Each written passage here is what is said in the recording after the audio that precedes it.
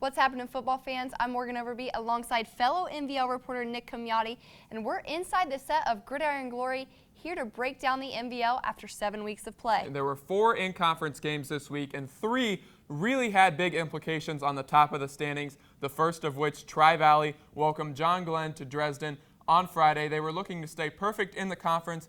Scotty Brock-Vargas had one of his best games of the year, going 15 of 21 for 224 yards and 2 touchdowns through the air, as well as 168 yards rushing with another 2 touchdowns. Tri-Valley jumped ahead 13-0 at half and would go on to win 33-14. Gridiron Glory Player of the Year candidate Blake Atkins had 99 yards on 15 carries for the Muskies, leading a John Glenn rushing attack that had 254 yards on the ground. And now Maysville, another team that had great success in the rushing game, they beat up on Morgan this week 63-0, and they stay within a game of Tri-Valley for that conference lead.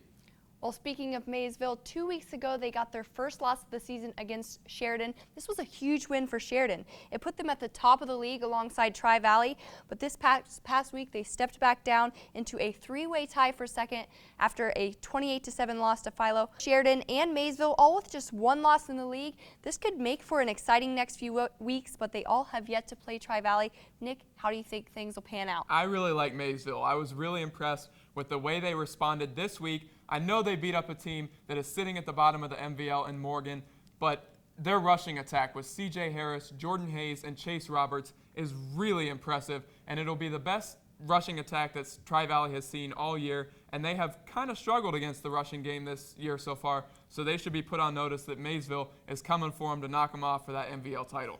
I definitely agree. It'll be interesting to see how things pan out. But that's all we have for this week's update. Remember to tune in at 11:30 on Friday nights for our show. For Nick Camiotti, I'm Morgan Overby, reminding you there's nothing better than Friday nights in Gridiron Glory.